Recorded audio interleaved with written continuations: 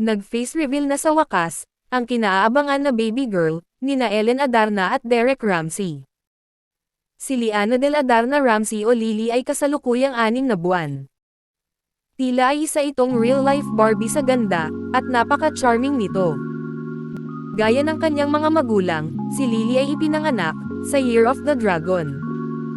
Noong Oktubre taong 2024, ay isinilang ni Ellen, ang kanilang unang anak ni Derek. Nagbahagi ng ilang larawan si Derek, nang maisilang ang kanilang yunakaiha. Si Ellen at Derek, ay may anak na lalaki sa dati nilang partners.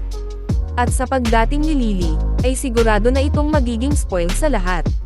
Lalo na't siya lang ang nag-iisang babae. Nabinyagan si Liana noong nagdaang Pebrero taong 2025, sa St. James the Great Parish. Nagbahagi ang mag-asawa ng mga larawan, sa mismong araw ng binyag ni Lily.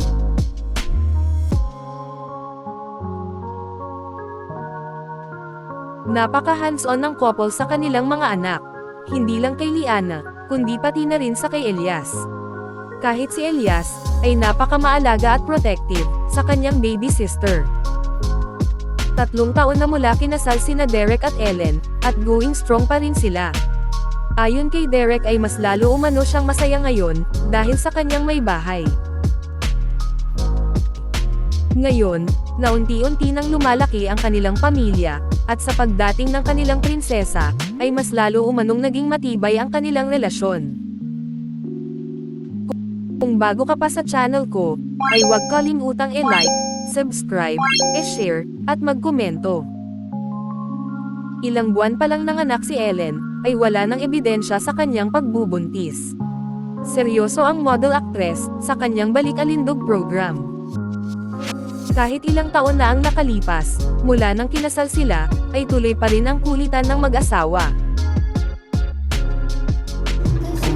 Parang gago.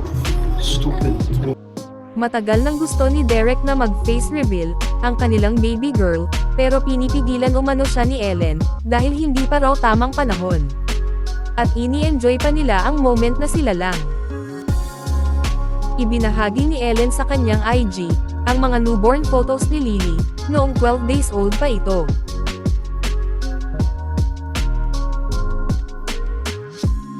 Expected na sa mga netizens, na maganda ang kombinasyon nila ni Ellen at Derek. Kanino nagmana si Baby Liana? Kay Ellen ba? O kay Derek? Comment down below.